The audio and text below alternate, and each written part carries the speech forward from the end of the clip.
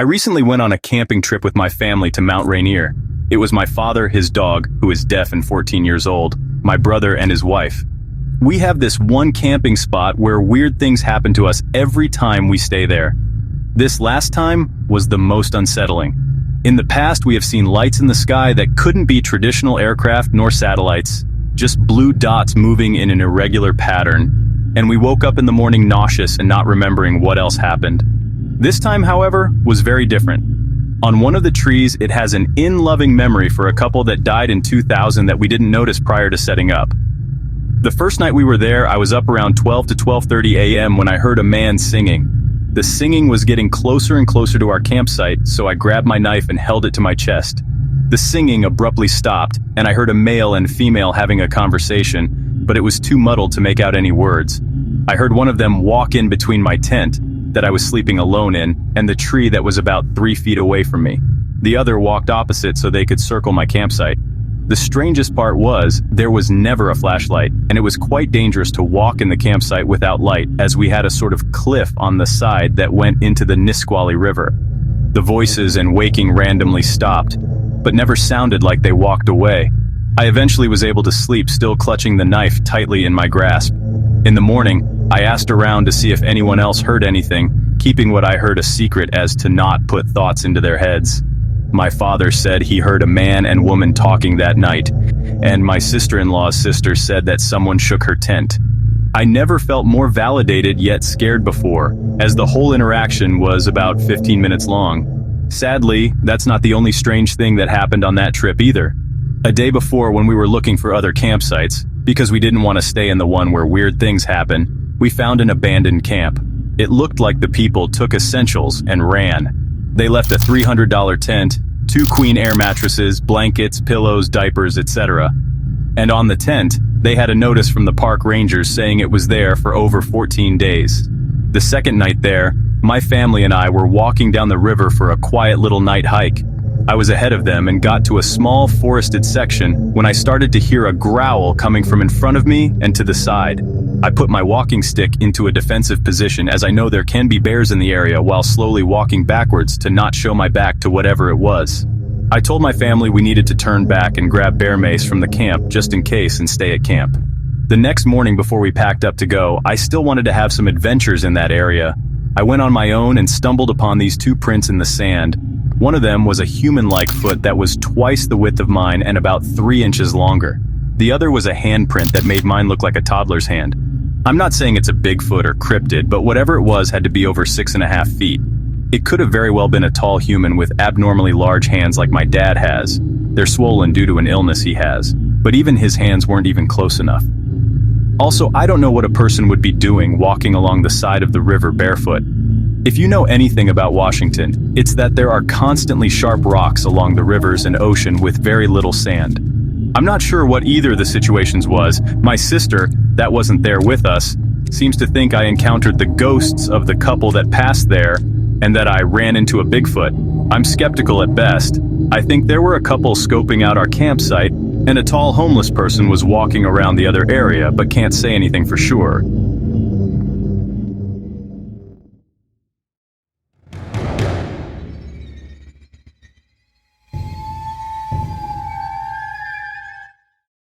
My tale takes place while camping in the bush. This was my first break in several months from work, as I'm now a roadie for international bands like Pink, Nickelback, etc. I decided to go camping with 2 old mates up in the bush for a few days, far away from the world as possible. I'm an experienced bushman and camped in the bush many a time over the years. We heard about a place way out at the back of a small town named Kyogle, northern New South Wales, at the back of Mount Lindsay. The locals call it Yowie country. A Yowie is an Australian equivalent of Bigfoot, an aboriginal mystic creature like the bunyip.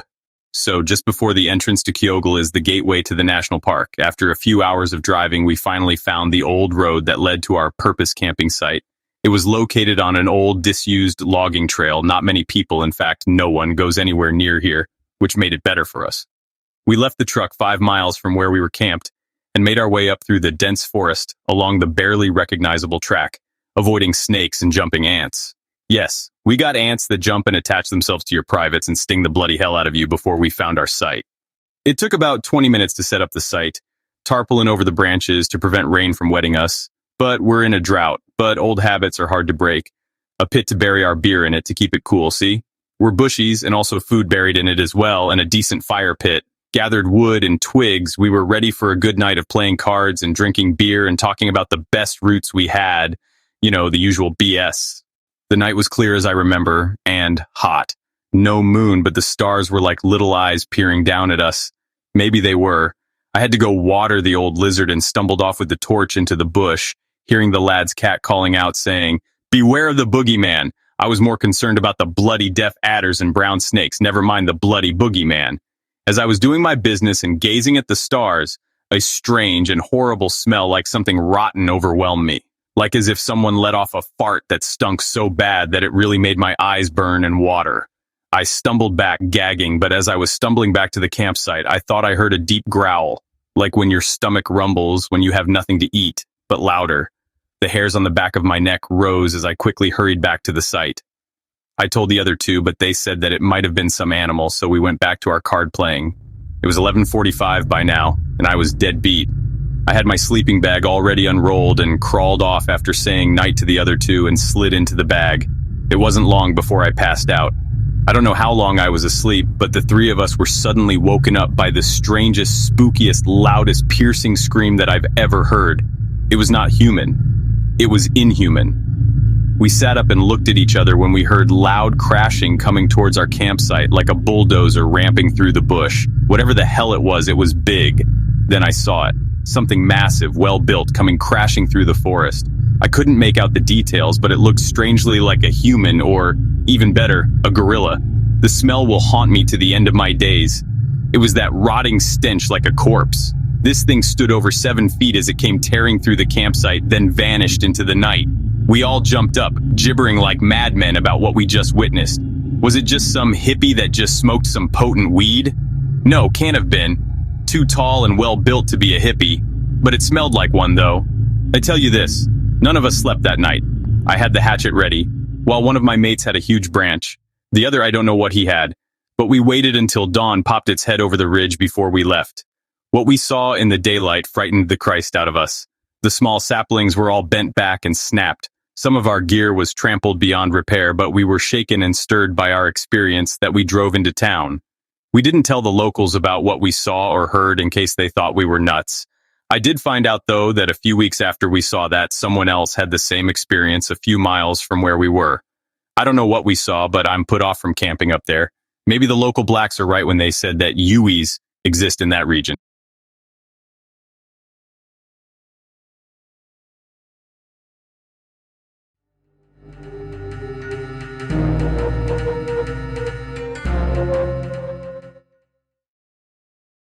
Back in 2021, my husband and I were camping in Wyoming at the Boysen Reservoir. We got really lucky and were able to book a beachfront site directly leading to the water, but the downside was that it was very, very far away from the other campsites. We were essentially isolated from everyone else. At the time, though, it sounded like a dream come true. The thing about Wyoming is that it's so desolate to the point where it's pitch black and eerily dead silent once the sun is gone. We set up our camp, enjoyed our fire, but shortly after that, a random SUV with blacked out windows came driving down our road and into our site. They drove towards us. My husband tried to wave to them in case they were lost and needed help, but instead, they ignored us and drove down to the beach, stayed there for 5 minutes, turned around, and went back up the way they came. We immediately got a bad vibe. My husband told me to throw everything in the car, and he kept shining a flashlight towards the beach, because we had a feeling they dropped someone off to watch us. After we packed up, we got in the car and hauled ass. Lo and behold, the same car drove back into our campsite, and when they saw us leaving, they actually started chasing us. Mind you, the roads in Wyoming are bumpy and unkempt when you're in the wilderness. On top of that, enormous wildlife that wanders in and out of the streets. My husband said, "I have to go fast. Are you okay with that?" And I said, "Just go and get us out of here." We were easily going 80 miles per hour down these windy roads and even through a canyon. They were on our tail for about 10 minutes until we lost them after passing through the canyon. Most terrifying experience of our lives. We think about it to this day and wonder what could have happened if we didn't listen to our gut at that moment.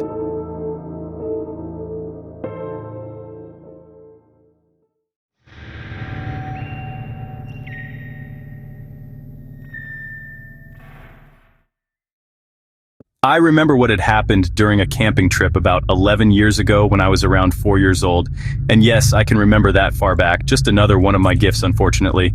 Anyway, my mom and dad had bought this used camper, and they decided to bring me and my brother, Pat.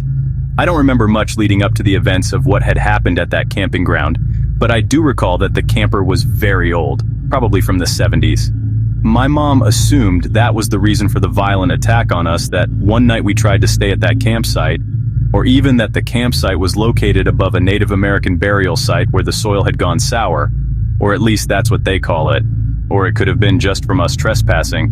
But whatever the case, something was definitely physically there, and it was something otherworldly, completely. And this would be my first encounter with the unknowns of the universe, unfortunately. I remember sitting around a campfire that night trying to make s'mores with my family, though they always seemed to burn my hands and tongs, they were so hot. I'm also starting to recall we cooked some weenies over the fire too. Anyway, it was getting dark and everyone was getting tired, so we went into the RV to rest, though I wasn't very tired because I slept on the way there.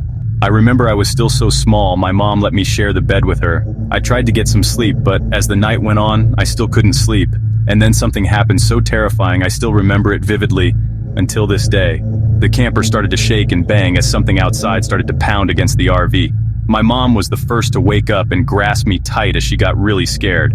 I'm sure at first she thought it was a bear or something, but then, whatever it was, hopped on top of the rooftop and started to try and bust its way in using the emergency exit on top of the camper. I remember my mom got so scared she quickly tried to wake my brother Pat and my dad, but they seemed to be long passed out. Not even the constant banging would wake them. My brother Pat woke up for a second and asked what was going on, but then seemingly passed out again. I remember my mom was near to crying. She was so scared for her family and for herself, I'm sure. My mom's a very religious person, so she got out a prayer book and started praying. And what was I doing? I was sitting there calm in my mom's arms as whatever it was out there was wrecking the hell out of the camper. I wanted to look out the curtains to see what it was, but my mom wouldn't let me, although I did see a shadow. It looked like a dinosaur on two legs, something I'm sure nobody's ever seen before. As my mom began to pray more and more, it seemed to anger the creature. It went crazy outside. I wonder what kind of creature could keep up the strength to seemingly go on for hours until daylight, just pounding away at our camper like that. Throughout the night, my mom began to fear for my dad's life as he began to seemingly stop breathing, and she would wake him every few minutes for a mere second to make sure he was still breathing. Till this day, my mom still believes that while my brother and dad were sleeping, the thing outside was trying to possess them so it could use them to kill us. But I don't know about that. I watched the sun slowly rise as the blue sky began to light up, but even in pale sunlight, the creature persisted relentlessly. My mom read all night to me the prayers in that book, and I think I still may recall some. The creature finally stopped attacking the camper, and my mom was relieved for a short while. That is, until my brother woke up to the banging 5 minutes before it stopped. After the banging had stopped, he wanted to go outside to get his shoes he had left outside, even though he had woken up to the banging of some psychopath outside. My mom pleaded with him not to go outside, but you can't keep a teenager from his van shoes, I guess. He miraculously made it back unharmed with his shoes, but he did tell us about some weird footprints outside and claw marks all over the camper. And that's when my mom knew this thing was no ghost, but some kind of physical manifestation of some creepy Shiat, if you don't mind me saying. My dad woke up soon after like nothing had happened. He basically slept through the whole thing, but my mom, on the other hand, was very brave in my opinion. After my dad woke up, my mom told him all about it, and he was skeptical about it all. After all, my dad didn't even believe in an afterlife back then, even though he went to church every Sunday. Everyone went outside to look at the damage, my mom trying to keep me indoors for fear the creature would come back. It was daylight time now, and the other campers were wondering what the hell was going on as well. We all saw the damage the creature had done. Footprints on the ground of a three-toed beast, claw marks inches thick into the thin camper's walls. My mom urged my dad to get us out of there fast. She wasted no time. Even after seeing evidence of the creature, my brother and my dad denied it and forgot. But that was perhaps the scariest night for my mom, and the longest for me. On our way out of the camping area, police were on their way in and questioning the owners for what reason. I can only assume it was because of the ruckus that the creature made all night long. They should have gotten there sooner. No kidding with that last part. That night seemed to go on forever. I remember that like it was yesterday. I think my dad had taken some pictures of the creature's footprints in the mud just for pure interest. but I'm sure those are lost somewhere. So all I have left from that night is my memory, and the only ones who really remember anything are me and my mom. I was 4, so some details may be left out, but it was definitely a night to remember, the longest night of my life. When we got home, however, it was a sad story. We returned home to find that my brother's cat had been sitting in a trailer with the heater on in summer for 2 days. We later brought the cat to the vet, where we knew he would be put down. As my mom believed, the creature still had managed to kill one of us. Poor Jimmy. I wish I was nicer to the little guy now. I remember my brothers crying over Jimmy, but maybe Jimmy just had bad luck. But you never know when it comes to the supernatural. That night in the camper was more than that. Whatever that thing was, it was real as flesh and bone. Anyway, my parents sold the camper soon after, and it ended up causing trouble for my uncle too, but that's another story.